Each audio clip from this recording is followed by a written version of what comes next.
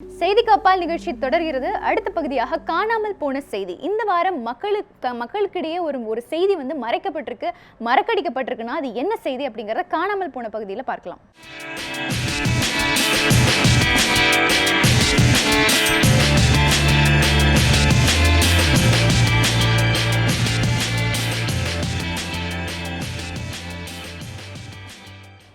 தர்மபுரி மாவட்டம் எர்ரப்பட்டியில அரசு வரைபடத்திலே இல்லாத ஒரு காட்டையே ஒரு தனிநபரா ஒருத்தர் உருவாக்கியிருக்கிறார். ஒரு தனிநபர் எப்படி ஒரு காட்டையே உருவாக்க முடியும்? யார் இந்த பியூஷ் மனுஷ்? பார்க்கலாம் இந்த செய்தி தொகுப்பில்.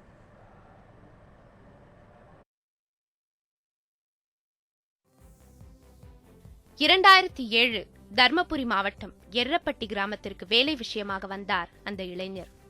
அந்த பகுதியின் நில அமைப்பு அவருக்கு மிகவும் பிடித்திருந்தது.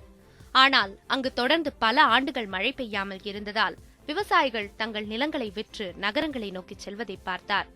தன் நண்பர்களிடம் இருந்து நிதியுதவி பெற்று இடம்பெயர்ந்து கொண்டிருந்த விவசாயிகளிடமிருந்து சுமார் 100 ஏக்கர் நிலத்தை வாங்கினார். சில ஆண்டுகளுக்கு பிறகு எர்ரப்பட்டிக்கு வந்தவர்களுக்கு ஆச்சரியம் காத்திருந்தது.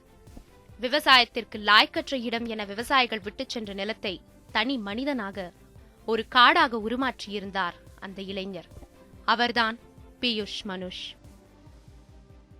ராஜஸ்தானை பூர்வீகமாக கொண்ட பியூஷ் மனுஷ் போன தலைமுறையில் தமிழகம் வந்து குடியேறியவர். படிப்பை முடித்துவிட்டு சிறிய கொசுவலை தயாரிக்கும் தொழிற்சாலை நடத்தி வந்தார். இவருக்கு சூழலியல் மீது ஆர்வம் அதிகரித்துக் கொண்டே இருந்தது. தன் தொழிற்சாலையில் கொசுவலைக்கு சாயமேற்றுவதால் நீர்நிலைகள் மாசுபடுவதை கண்டார். அது இயற்கைக்கு இழைக்கின்ற துரோகம் என்று நினைத்த மனுஷ் லாபம் தந்த தொழிலை விட்டுவிட்டு சுற்றுச்சூழலை மாசுபடுத்தாத தொழில்களை செய்ய தொடங்கினார். அதில் ஒரு பகுதியாகவே இந்த காட்டையும் உருவாக்கினார். மூங்கிலிலிருந்து மேசை நாற்காலி உற்பத்தி, பழங்கள் சாகுபடி, தேனீ வளர்ப்பு, காளான் வளர்ப்பு என இயற்கையை பாதிக்காத தொழில்களை செய்து வருகிறார். இது நீடித்த வருமானம் தரும் என்றும் இயற்கையை மாசுபடுத்தாத தொழில் என்றும் கூறுகிறார். இந்த பசுமை தொழில்களை கையில் எடுப்பதால் நூற்றுக்கணக்கான வேலை வாய்ப்புகள் உருவாகும். தனி மனிதனாக ஒரு காட்டையை உருவாக்கி வருவாயை ஈட்டத்தக்க ஒரு தொழிலாகவும் அதை மாற்றலாம் என்று நிரூபித்திருக்கிறார் பியூஷ் மனுஷ். இவரது காட்டில் வெறும் மரங்கள் மட்டுமல்ல, ஒரு வற்றாத ஓடையும் 8 குளங்களும் 2 ஏரிகளும் 17 தடுப்பணைகளும் இருக்கின்றன. அவ்வப்போது காற்று பன்றிகளும் எப்போதும் மயில்களும் வந்து போகும். தற்போது சேலமே குரல் கொடு என்ற அமைப்பின் தலைவராக இருக்கும் பியூஷ் மனுஷ் தன் அமைப்பின் சார்பில் சுற்றுச்சூழலுக்கு பாதிப்பு ஏற்படுத்தும் செயல்களை எதிர்த்து குரல் கொடுத்து வருகிறார். தற்போது சேலமே குரல் கொடு அமைப்பின் தலைவராக இருக்கிறார். சுற்றுச்சூழலில் எந்த பாதிப்பை ஏற்படுத்தினாலும் தன்னுடைய எதிர்ப்பை முதல் அழகாக தெரிவிக்கிறார். ஸோ இப்போ சேலத்தில் முள்வாடி அப்படிங்கிற ஒரு அணையை கட்ட இருக்கிறாங்க. இந்த அணையை கட்டக்கூடாது அப்படிங்கிற தன்னுடைய முதல் எதிர்ப்பை பியூஷ் மனுஷ் பதிவு செய்கிறாரு. இந்த அணையை கட்டுறதுக்கான கட்டுமான பணிகளை தொடங்குகிற முதல் நாள் அன்று அவரோட சேர்ந்து இன்னும் 2 பேர் சேர்ந்து மூவரும் என்ன பண்றாங்க அப்படின்னா, அந்த ரோலரோட சங்கிலியோட தங்களையும் இணைத்து கொண்டு இந்த அணையை நாங்கள் கட்டவே உங்களை விட மாட்டோம் அப்படின்னு எதிர்ப்பு தெரிவிக்கிறாங்க.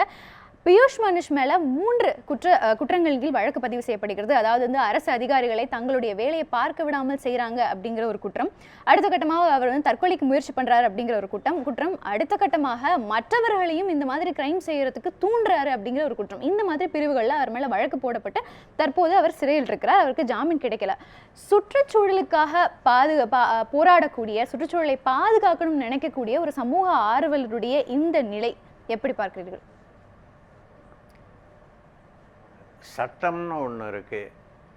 சட்டப்படி நடப்பது என்பது நமது வழக்கம். அது மாதிரி சுற்றுச்சூழலை பாதிக்கக்கூடிய ஒரு செயல் இருந்தால் அதை தடுப்பது எப்படி என்பது ஒரு முறை இருக்கிறது. அந்த முறைப்படி போய் அதிகாரிகளிடம் பேசி செய்திருக்க வேண்டுமே ஒழிய, அந்த ரோலர் ஓட்டுநரை தாக்கினால் அது குற்றம்.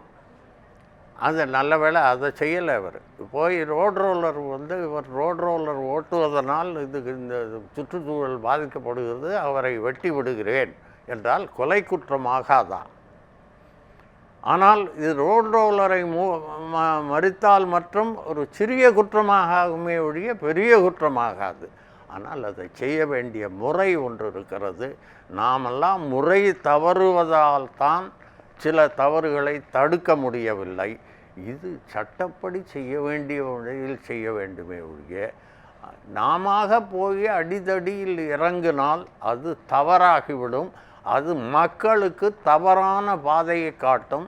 இன்றெல்லாம் ஒரு சின்ன தவறுக்காக இரு நகரங்களிலிருந்து மறு இடங்களுக்கு போக முடியாமல் தெருவை மறைத்து கொண்டு உட்காருகிறார்கள். என்னவென்றால் பைப்பில் தண்ணி வரலை. இதெல்லாம் நியாயமே இல்லை. அத்தியாவசிய தேவைகள் கிடைக்கல அப்படின்னா அதுக்காக மக்கள் போராடுறது அப்படிங்கிறது நியாயம் இல்லைன்னு மக்கள் போராடுக்கு ஒரு முறை இருக்கிறது. அவசரமாக போய் கலெக்டரை அடித்து கீழே காலை ஒடித்து விட்டோம் என்றால் அதனால் நமக்கு அத்தியாவசிய தேவை கிடைத்து விடுமா? அந்த தவறுகளை செய்ய போராடினாலும் அத்தியாவசிய தேவை கிடைத்து போராடுவது கலெக்டருடன் வாய் போராடணும், மறுபோராடக்கூடாது. இவர் மறுபோராடி இருக்கிறார், சட்டப்படி குற்றம். ஆனால் பெரிய தண்டனை வேண்டாம், குறைந்த தண்டனை கொடுக்கலாம். சரி, நல்ல எண்ணம் கெட்ட செய்கை. தண்டனையுமே என்ன கொடுக்க போறாங்க அப்படிங்கிறது தெரியல. ஆனாலும் நான் சொல்லவில்லை, நல்ல எண்ணம் கெட்ட செய்கை. நல்ல எண்ணத்துக்காக தண்டனையை குறையுங்கள் என்று கேட்பேன்.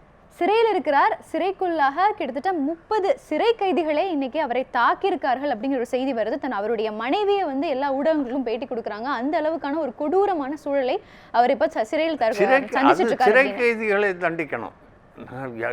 அதுக்காக அவரை கைது செய்தவரை தண்டிக்க முடியாது.